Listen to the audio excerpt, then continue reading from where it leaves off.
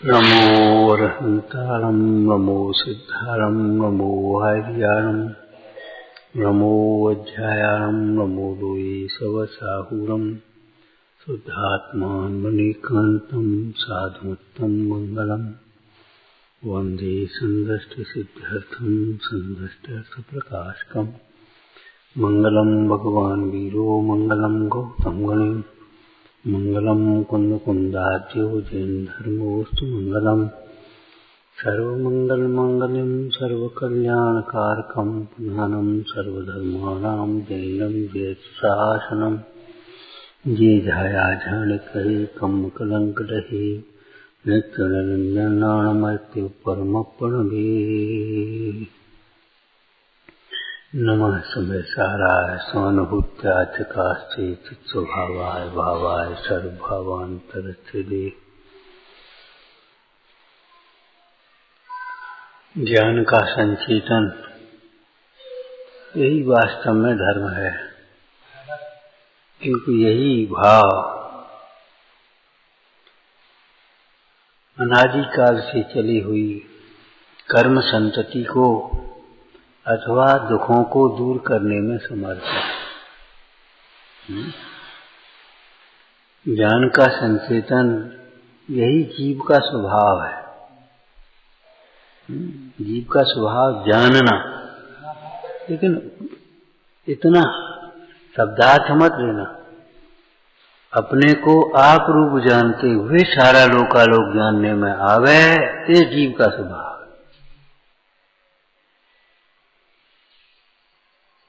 जानना बस ऐसे जानना जीव का स्वभाव नहीं है। ऐसे जानना जीव का स्वभाव नहीं है। खुलासा करो। स्पर्श करके स्पर्शन इंद्रिय के द्वारा नाना प्रकार के स्पर्शों को जानना जीव का स्वभाव नहीं है। चख करके नाना प्रकार के रसों को जानना ये जीव का स्वभाव नहीं है। सूंघ करके नाना प्रकार की गंध को जानना ये जीव का स्वभाव नहीं है। देख करके नाना प्रकार के रूप दृश्यों को जानना ये जीव का स्वभाव नहीं है। सुन करके नाना प्रकार के शब्दों को जानना ये जीव का स्वभाव नहीं है। अपने को आप रूप अनुभवते हुए सारा लोकालोक जानने में आ जावे, ये जीव का स्वभाव है।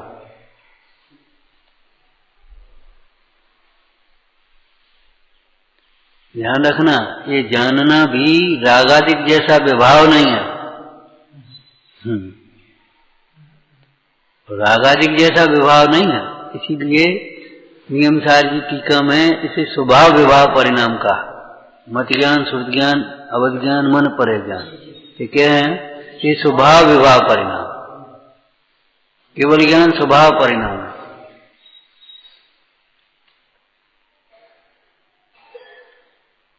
कई प्रसंगों में ये चीज सोच, जानने में क्या हर्ज है, देखने में क्या हर्ज है। अरे अपने से हट करके जानने जाएगा तो हर्ज समझ में नहीं आती, अपना जानने से वंचित रहेगा।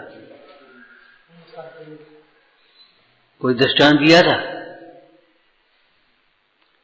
सीजन का समय और आप दुकान पर बैठे और एक आपका पड़ोसी या मित्र कोई आया,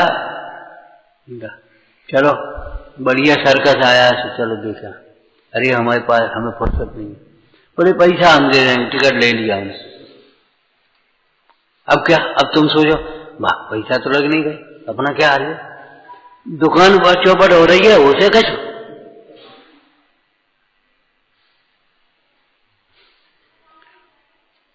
सीजन के समय दुकान बंद रहेगी, ये तुम्हें हर्ज दिखाई नहीं देती, नुकसान दिखाई नहीं देता कि सर्कस की टिकट उसने ले ली तो आपका नुकसान, अपना का नुकसान।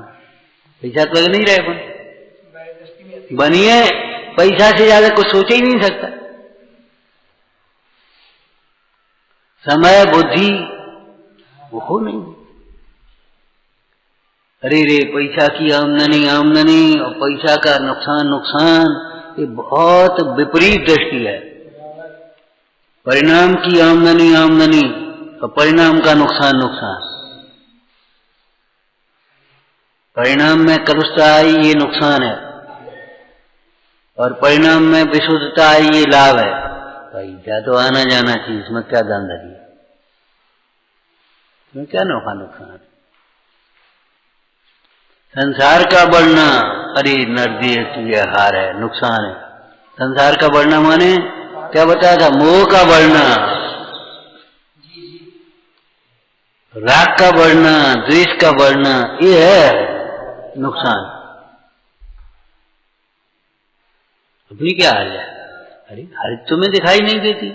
अपने से विमुख होकर पर को जानने जाएगा तो छद्मस्त का ज्ञान एक समय में एक को जानता है, तो अपने को जानने से वंचित रहेगा कि नहीं, और अपने को जानने से वंचित रहेगा तो सुख से वंचित होगा क्या नहीं, और उसका तो नुकसान। अपना क्या नुकसान भाई, अब आप उसको राग द्वेष करें तो नुकसान है। अब देखने में जानने में क्या आ रही, अरे तू नहीं चाहे तो भी अपने से विमुख होकर पर को जानने जाएगा, राग द्वेष उत्पन्न हुए बिना नहीं रहेंगे, और राग द्वेष होगा तो दुख हुए बिना नहीं रहेगा। इसलिए इंद्रिय ज्ञान जीव का स्वभाव नहीं है। माने इंद्रियों के द्वारा जो पंच इंद्रिय के विषयों को जानता है या पर पदार्थों को जानता है, वो जीव का स्वभाव मत समझना। पढ़ करके आत्मा को जाने, सुन करके आत्मा को जाने, विकल्प करके आत्मा को जाने, ये भी जीव का स्वभाव नहीं है।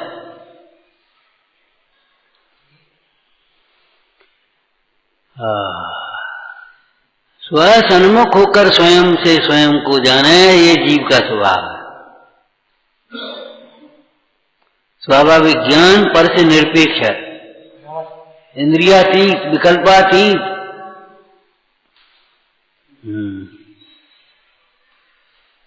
ज्ञान का संचेतन करने का अर्थ क्या कि ज्ञान से अभिन्न होकर अपने को ज्ञान स्वरूप अनुभवना, ये जीव का स्वभाव है, ये जीव धर्म है। ये क्यों, यही परिणाम जीव को संसार दुखों से छुड़ाकर उत्तम सुख में धारण करा।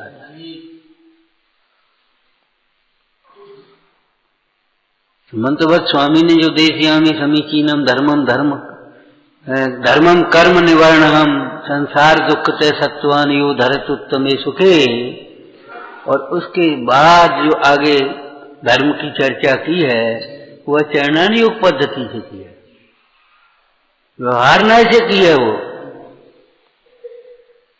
अब जैसे वहां आगे सदृष्टि ज्ञान वृत्तानि धर्मम धर्मेश्वरा विदु ये कहा, लेकिन आगे जो सदृष्टि की परिभाषा की सिद्धानम परमार्थानम आत्मागम तपोवृताम त्रिमूलापोर मष्टांगम सम्यक दर्शन। सदृष्टि माने सच्चे देव का सिद्धांत, सच्चे गुरु का सिद्धांत, सच्चे शास्त्र का सिद्धांत, वहां ये अर्थ किया है। क्यों, सच्चे स्वरूप को बताने वाले तो वे हैं, उनका ही भरोसा नहीं है तो जब सच्चे देव शास्त्र गुरु का ही तुम्हें श्रद्धान नहीं है तो तत्वों का श्रद्धान और वेद ज्ञान तो हो ही ना, संभव ही नहीं है। ये बताओ, वैद्य का भरोसा नहीं है तुम्हें तो फिर ठीक कैसे हो गए। कोई रोगी, पहले भी दृष्टांत दिया था, रोगी वैद्य से कहे वैद्य साहब आपने जाने कहा दे दो, हमें क्या भरोसा, आप तो जब ठीक कर दो तब हम भरोसा करें आपका, तो भैया मत कर, हम क्या करें।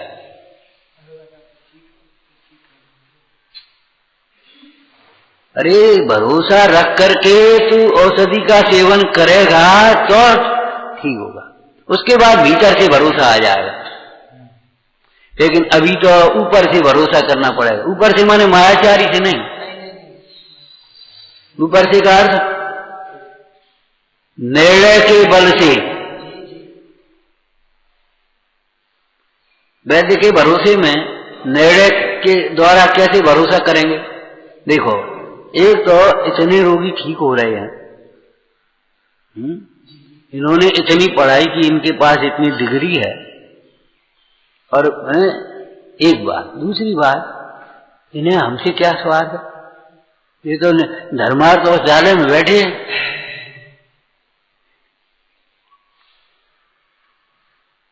इन्हें हमसे स्वार्थ क्या है? दुश्मनी तो कुछ है नहीं, तो हमारा बिगाड़ करेंगे ये। भाई जी आपने कहा दे दो, अरे कहा दे दो, कहा दे नहीं, उन्हें कोई दुश्मनी तो है नहीं जो तुम्हें तुम्हारा नुकसान सोचेंगे, तुम्हें जहर देंगे, तुम्हारे रोग की औषधि देंगे। जब योग्य भी है और हितैषी भी है, निष्प्रही भी है, अब भरोसा न करने की बात कहां से आ गई?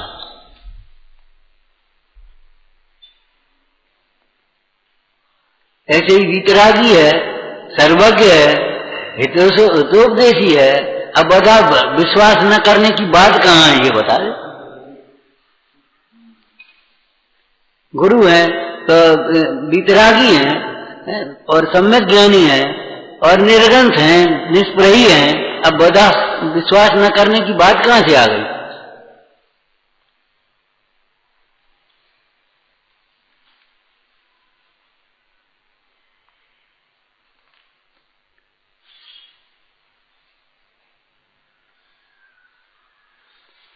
तो ऊपरी से विश्वास करो, तुम हमारा विश्वास करो, तो विश्वास माने निर्णय के बल पर।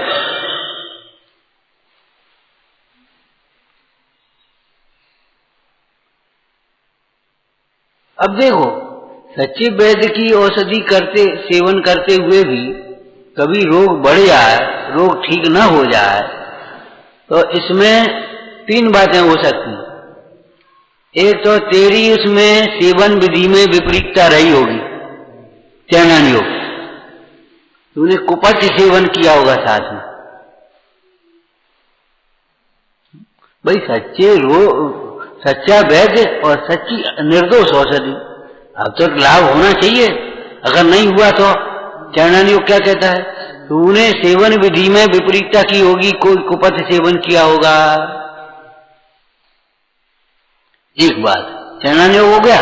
दूसरा, उस समय तेरे कोई तीव्र पाप का उदय होगा, कहना नहीं। दरमियानी योग बोलो, भाई निमित्त ही तो है, भाई औषधि तो निमित्त है। कब निमित्त होती है? तीनों बार, जब अंतर में उस शरीर का उस प्रकार के परिणमन की योग्यता हो। नंबर 2, जीव के साधा वेदनी कर्म का उदय हो, तब बाह्य औषधि वैद्य आदि के निमित्त मात्र होते हैं।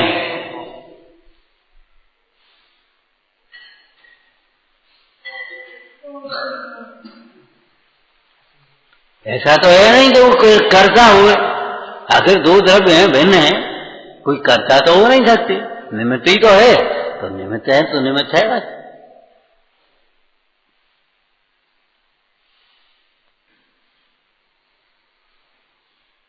ऐसा जानकर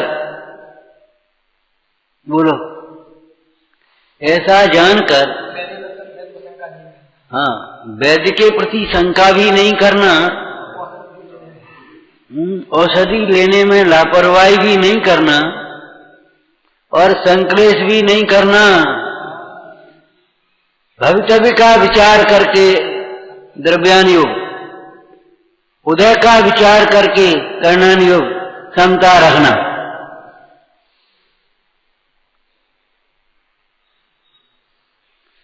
वैद्य तो सांचा है, औषधि तो बहुत अच्छी है, क्यों? अनेक रोगों की रोग मिटे हैं। प्रभु आपने सर्व के बंध तोड़े, अब तुम्हारे नहीं टूट रहे तो तुम्हारी गलती होगी कहीं, तुम देखो। प्रभु आपने सर्व के बंध तोड़े, अब तुम्हारी गलती होगी, तुम्हारे नहीं टूट रहे। तुम्हारी समझ में नहीं आती, ये तुम्हारा अहंकार होगा, तुम्हारी बुद्धि की भूल होगी, तुम्हारी चतुराई है, चतुराई नहीं, मूर्खता, चालाकी तुम्हारी होगी, तुम्हारी भूल होगी। वहां एक शब्द में कहो तो तुम्हारी ही अपात्रता होगी।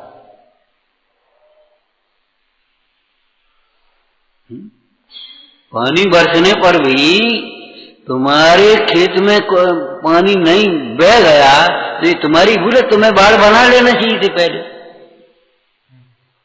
तुम्हें उसे खोद खाद करके ठीक कर लेना चाहिए, तुम्हें गड्ढा कर लेना चाहिए वहां पानी भरने के लिए, तुम्हें अपना घड़ा सीधा करना चाहिए था। अरे रे प्रभु, योग्य पुरुषार्थ न करे और भवितव्य को दोष दे अथवा उदय को दोष देवे तो ये अपना ही बुरा होता है। योग्य पुरुषार्थ करने पर भी कार्य सिद्धि न हो तो उदय का और भवितव्य का विचार करके समता रखने का तो मार्ग है, लेकिन उदय और भवितव्य का के भरोसे रहकर पुरुषार्थ छोड़ने का मार्ग नहीं।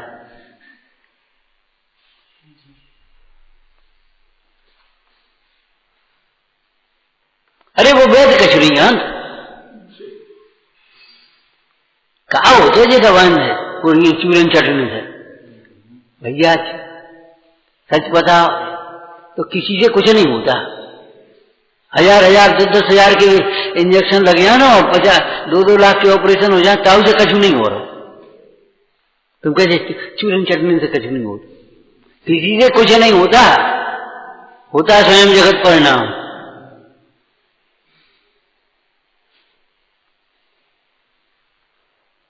हम तो पहले ही कही थी कहा कोई चक्कर में पड़े चूरन चटनी बैठने से कछु हो रहा हो जाओ दिखा डॉक्टर। अरे रे प्रभु, कुछ नहीं होता ये मत सोच लेना, और कुछ नहीं होता यही समझना, हो जाने पर भी कुछ नहीं होता। एक समय साता का उदय था, और नहीं तो कई अच्छे वैद्य होते हैं, थोड़े तत्वाभ्यासी भी होते हैं, आयुर्वेद भी करते तत्वाभ्यास भी है। रोगी बहुत निराश हो गया था और पहुंचा और वैद्य की दवाई ली और फायदा हो गया, पहुंचा वैद्य जी आपने जवाब, अरे भैया तुम्हारे साथ समय अच्छे हो गए तो हमने क्या करो।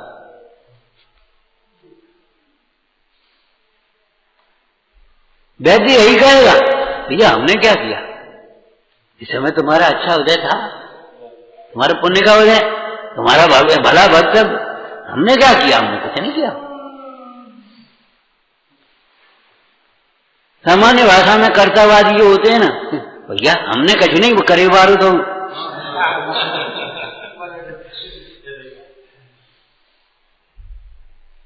वैद्य साहब बड़ी कृपा करी। अरे वैद्य साहब ने कुछ नहीं करी, वो तो कृपा से ईश्वर की है।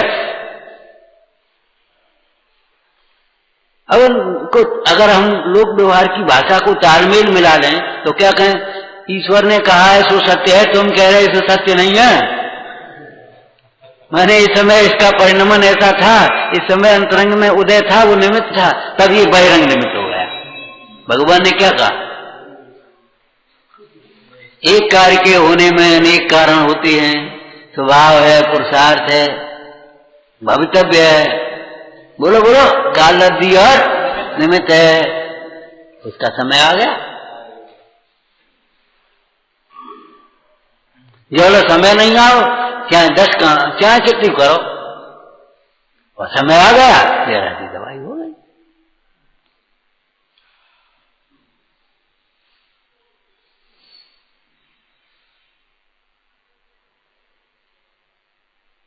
लौकिक में कह देते जब नीके दिन आए बनत न लगे तीर, लेकिन नीके दिन आए हैं कब, ये तो बताओ।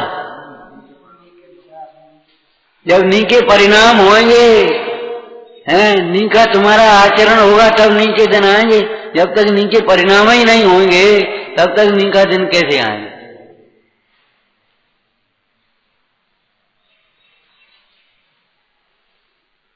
तो लिखा तो है रहमान चुप हो बैठिए, देख दिनन को फिर चुप हो बैठिए लिखिए, तो उसका अर्थ ये थोड़ी है चुप होकर के माने निष्क्रिय होकर के निरुद्यमी होकर के बैठो।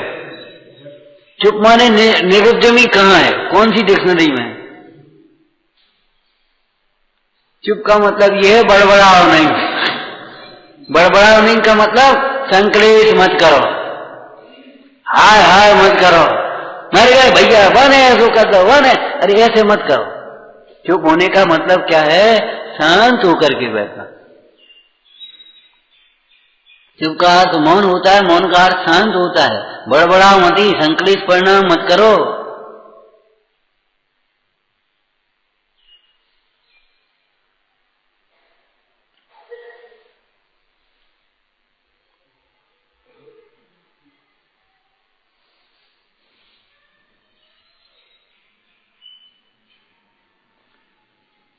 समझ में आया?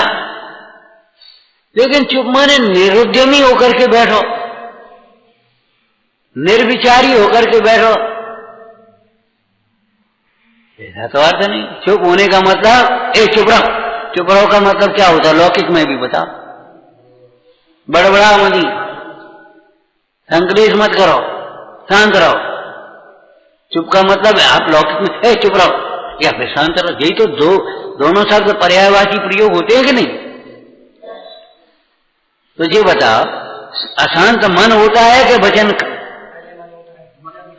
अशांत तो मन होता है, अंतर का परिणाम अशांत होता है। जब परिणाम अशांत होता है तब फिर तुम्हारी वचन वर्गणा भी विकृत होती है, काया की चेष्टाएं भी विकृत होती हैं, मुद्रा भी विकृत होती है, वचन वर्गणा भी विकृत होती है। कब? जब मन अशांत होता है।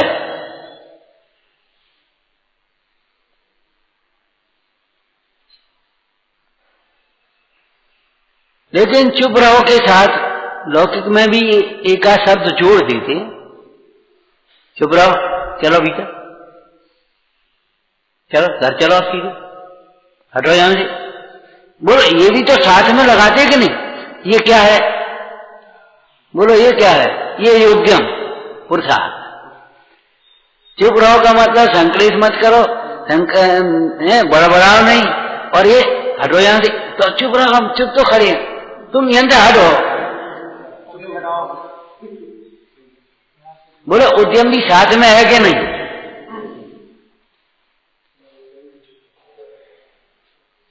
और चुप रहने में अनंत पुरुषार्थ है। अरे रे, विपरीत परिस्थितियों में भी परिणाम हमारा संकलेश न हो, है? हमारे परिणाम में आकुलता नहीं हो, क्षोभ नहीं हो, ये बड़ा पुरुषार्थ का काम है। हर आदमी नहीं कर सकता, हर एक की तक। श्रावकाचार्य में से एक लाइन कही थी कि देखो, मनुष्यों में जो देव समान है वह ब्रह्मचर्य व्रत को धारण करने में समर्थ होता है। हर एक विचारा विषयों में सुख की कल्पना करने वाला जीव ब्रह्मचर्य नहीं धारण कर पाता। कल की लाइन बोलना, कौन कौन नहीं कर पाते? संयम, ब्रह्मचर्य, अन्याय मार्गी संयम धारण करने में समर्थ नहीं होता। दिश्यासक्त निंद कर्मी, अन्याय मार्गी, दिश्यासक्त निंद कर्मी, गुरु द्रोही,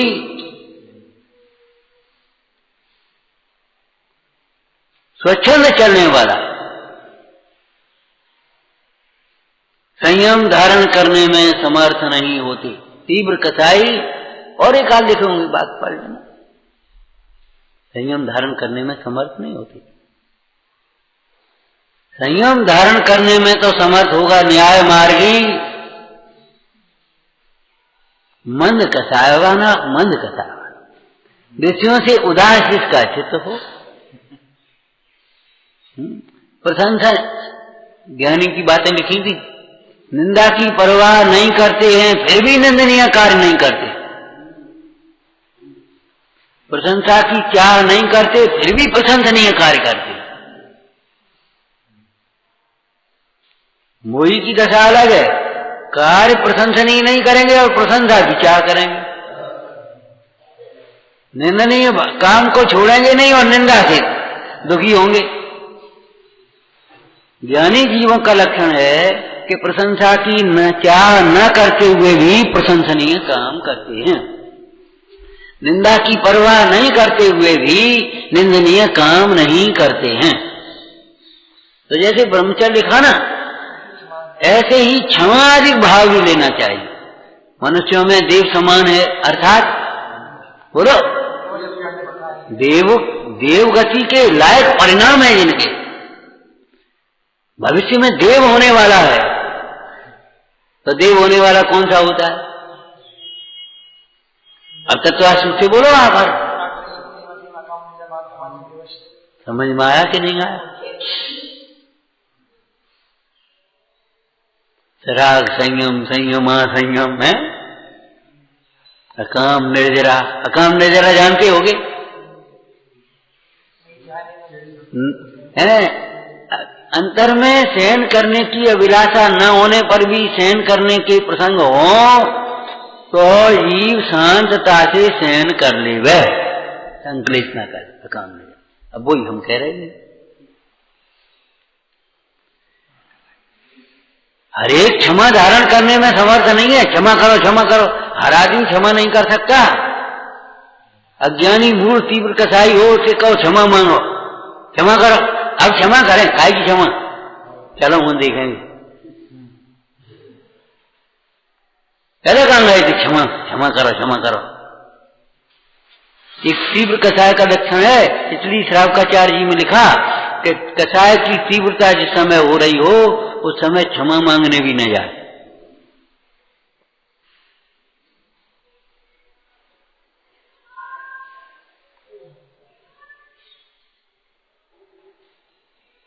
मनुष्यों में देव समान वह क्षमा कर सकता है।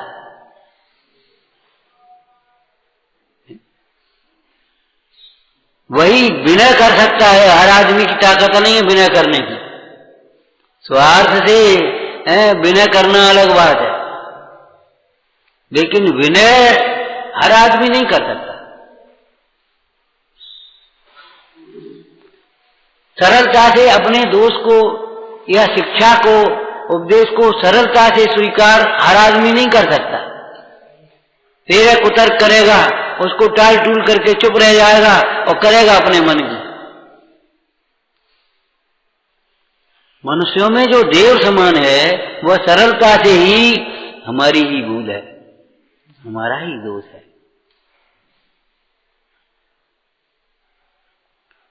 बात तो आपकी सच्ची है, हम प्रयास करेंगे। हर आदमी की ताकत नहीं है, इसका नाम है सरलता। सरलता बताई थी ना, अपने दोष को सहज भाव से स्वीकार कर ले हुए, गुरुजनों की शिक्षा को सहज भाव से स्वीकार कर ले हुए, अपने उदय भवितव्य को सहज भाव से स्वीकार कर ले हुए। तो इसका मेल मिलाप दोनों को सरलता, कि ऐसा करने पर परिणाम में संक्लिष्टता नहीं होगी। ऐसा करने वाला जीव ही आत्म साधना कर सकता है। ऐसे जीव ने ही आत्मा को आत्मा जाना होगा, जीव को जीव समझा होगा, तब तो ये बात कर पाएगा, नहीं तो कैसे कर पाएगा। ये निश्चय के साथ व्यवहार हम आपको साथ साथ में इसीलिए तो बताते हैं, ज्ञान का संचेतन पहले ज्ञानी का संचेतन करो। ये ज्ञानियों के वचन हैं,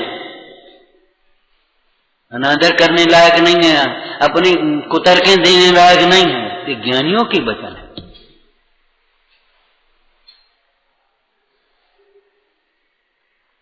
चाहे आचार्यों के माध्यम से कहे हो, तेसाम वचनानुसार।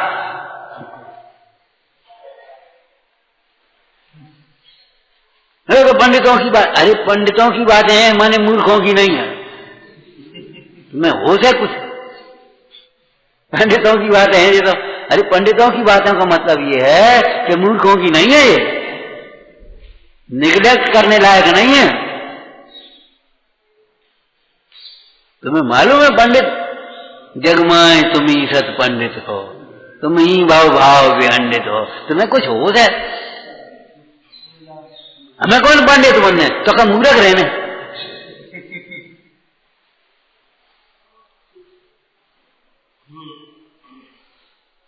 नाम के पंडित मत बनो, वास्तविक पंडित बनो, काम के पंडित बनो, सदानंदमयम जीवम यो जाना स पंडित। तपस्वी और पंडित का कितना सुंदर मेल बनाया दोनों छंदों में। निर्विकल्प समुत्पन्नम ज्ञानमेव सुधारसम विवेक मंजुलिम कृत्वा। निर्विकल्पता से उत्पन्न आनंद को विवेक रूपी अंजलि से पीते हैं वे तो हैं तपस्वी। और निर्विकल्प आनंद ही आनंद है, और ऐसा आनंद ही आत्मा का सदाकाल स्वभाव है। सदानंदमयम जीवम यो जाना स पंडित। इच्छा को दुख रूप जानता है, इच्छा के अभाव को सुख रूप जानता है, वह पंडित है। और इच्छाओं का जो अभाव कर देता है वह तपस्वी है। तपस्वी आचरण है ना, आगे आचरण होगा। और जो इच्छाओं की पूर्ति में ही सुख माने बैठा है, मगन हो रहा है, इच्छाओं की पूर्ति में लगा है, वह मूढ़ है।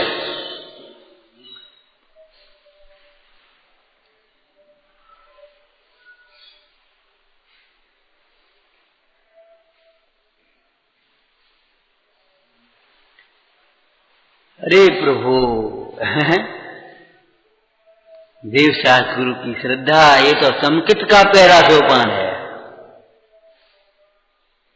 अब सदृष्टि जो धर्म श्रावकाचार्य जी में कहा, समंतवत स्वामी ने प्रतिज्ञा करके, वह व्यवहार में ऐसे कहा है।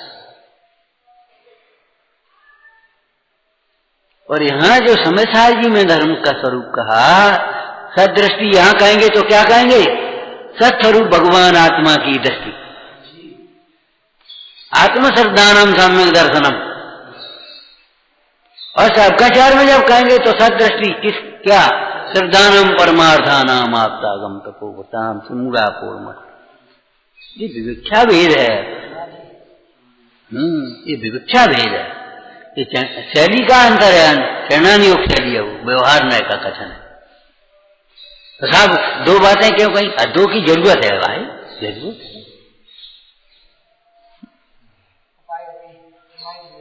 हाँ, ऐसा थोड़ा ही है, जरूरत है। वो बहुत दूर खड़ा है। किसी रोगी से कहें भैया कछु दवाई करो, क्या दवाई करें? हम तो कुछ जानता नहीं। उसे ये कहेंगे दवाई करो तो वो कहे हम क्या करें दवाई, हम कछु नहीं जानते, हम क्या करें, क्या दवाई ले? तुम ही बताए।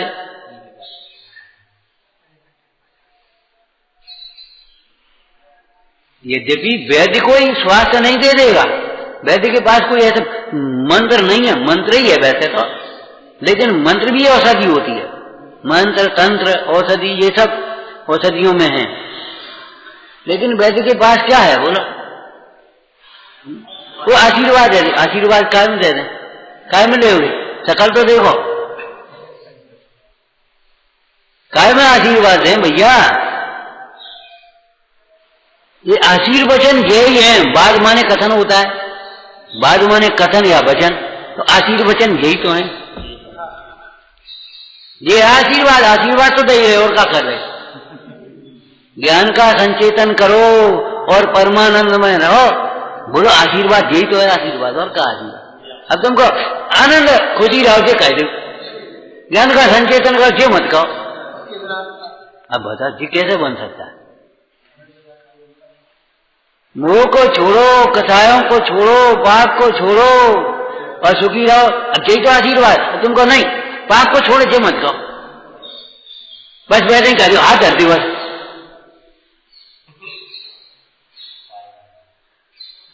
महाराज पीछे धर दे। अरे पीछे धर दे, पीछे धरने का मतलब ये है संयम धारण करो। हम क्या करें?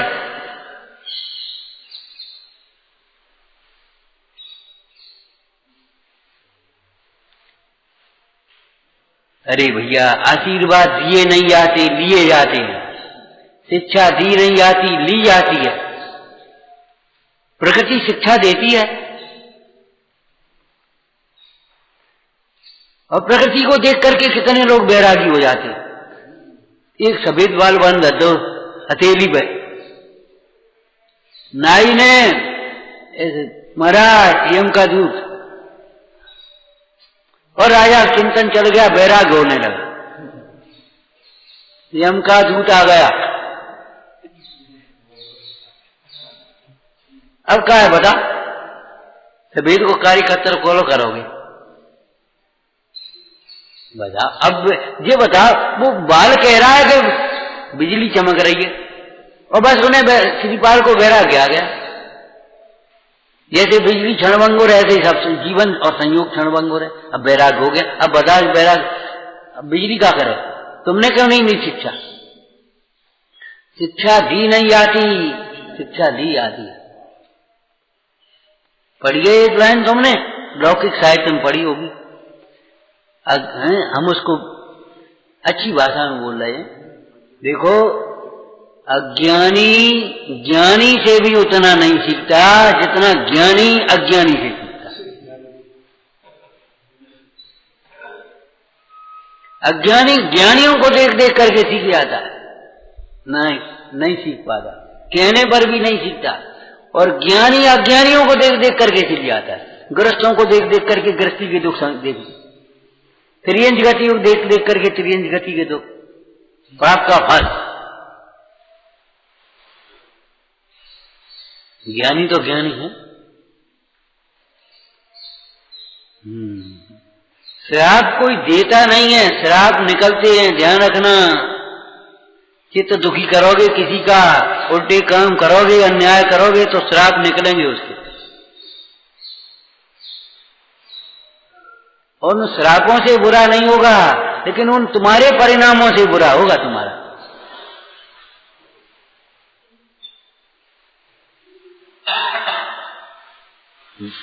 आशीर्वाद ये नहीं, आशीर्वचन, ये आशीर्वचन ही तो है। सारा जिनागम आशीर्वचन है। आचार्य भगवान के आशीर्वचन है। सो नहीं मानने, सो नहीं सुनने, बस आशीर्वाद दे दे। आशीर्वाद कहां से दे रहे, कैसे दे रहे बताओ? इसके अलावा आशीर्वाद झूठे हैं। कैसे झूठ? मिथ्या दृष्टि का आशीर्वाद भी बताओ कैसा होगा? मिथ्या ही तो। जैसे कोई असत्यवादी व्यक्ति हो, न्याय शास्त्र की भाषा में बात कर रहे हो, वो कहते देखो हम तुमसे सही कह रहे हैं, तो वो भी तो गलत ही है। क्यों? वो असत्यवादी ही है। तो असत्यवादी सही को भी असत्य ही तो हम सही कह रहे, तो मतलब इसका अर्थ समझ लेना चाहिए, असत्यवादी कह रहा है।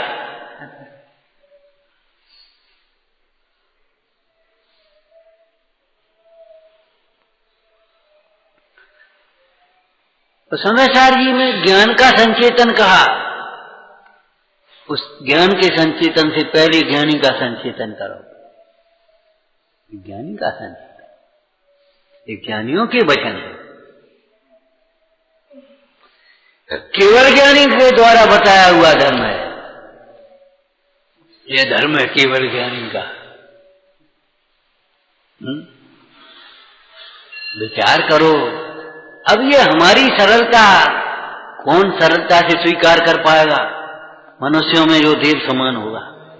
अब इधर से करो अर्थ, यथामति तथा गति। ये गति जो अपने दोस्त को सरलता से स्वीकार करता है, जो अपने गुरु की शिक्षा को सरलता से स्वीकार कर लेता है, जो अपने भवितव्य के द्वारा उदय के अनुसार अनुकूल प्रतिकूलता होती है उसे सहज भाव से स्वीकार कर लेता है, देव समान है, देव होने वाला है, देव गति बनेगी उसकी। व्यवहार में है ना, वही धर्म का पाठ।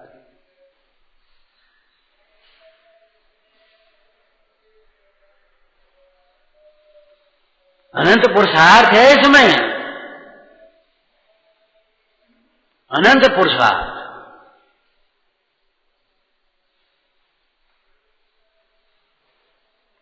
और वही जीव जगत के कल्याण में निमित्त हो सकता है। सरल स्वभावी हो ताकि गर्भ संपदा निश्चय में अनंत चतुष्टय की संपदा को पाएगा, रत्नत्रय की संपदा से संपन्न है। और व्यवहार में समो शरण जैसी संपदाएं उसको मिलती हैं। सराग अवस्था में भी चक्रवर्ती की संपदा पाया है, इंद्रादित्य की संपदा को प्राप्त हुआ। और जो भावों से विपन्न है, विपन्न गरीब को कहते हैं, भावों से जो विपन्न है वह जीव बाहर में संपन्न, बाह्य संपदा से को पाकर के भी संपन्न नहीं हो सकता।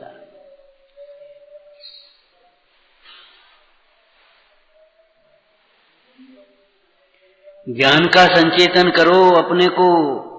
शास्त्र से पढ़ करके तो तुमने आत्मा जाना है, उपदेश से सुन करके तो आत्मा जाना है, परंतु अब आचार्य महाराज कहते हैं कि भाई ये बताओ तुम अपने को मनुष्य कैसे कौन से शास्त्र से पढ़ करके जानते हो? किसने सिखाया तुम मनुष्य हो, तुम सो मनुष्य मानने लगे? जैसे बिना किसी के सिखाए, बिना किसी के कहे आप अपने को मनुष्य मान रहे हो। कैसे देख कर? ये मनुष्य शरीर को देख करके अपने को मनुष्य मानते हो। ऐसे ही आत्मा को देख करके अब अपने को आत्मा अनुभव करो। ज्ञान स्वरूप अनुभव है को देख करके ज्ञान स्वरूप अनुभव करो। ऐसा जीव ज्ञान के लिए कहीं बाहर नहीं भटकेगा, सुख के लिए बाहर नहीं भटकेगा। वह जीव अपने को जानते जानते अपना स्वरूप को अनुभवते आनंद पूर्वक, जैसे समाधि मरण में अंतिम प्रक्रिया क्या है? न अंतिम प्रक्रिया है, हर मास जब सूख जाए तब धर्म लीन तन त्याग है। धर्म लीन, अरे अजर अमर ने सुख सो पूरे परमानंद सो ध्यावे, आनंद कंद चिदानंद साहब तीन जगत पर ध्यावे, है ना? ये अंतिम बात है, उसके पहले की तो तैयारी है। ऐसे ही वह स्वरूप को बेचीन होती जा रही है और वैराग्य पुष्ट होता जा रहा है, आनंद बढ़ता चला जा रहा है, आयु घटती चली जा रही है, सांसें घट रही हैं, आयु घट रही है और आनंद बढ़ रहा है। और बस श्वास श्वास में अपने स्वरूप का सुमिरन करते करते दे छूट गई। ऐसे बैठा जैसे बैठे हो, मौन हो गया। देख करके जी भरोसा नहीं हो, जी दिखाई नहीं दे, भरोसा नहीं हो जब मारे गए, लगता ना। ऐसे ये अपने स्वरूप में लीन रहते रहते सहजपने अपने स्वरूप की प्राप्ति करते हैं, केवल ज्ञान को प्राप्त करते हैं। विचारना, हे जिन वाणी भारती तो ही जपू दिन रैन, जो तेरी शरणा गए सो पावे सुख चैन, इनके ज्ञान ते सूझे लोकालो, सो वाणी में सत सदा चेत हूँ। ओम नमः।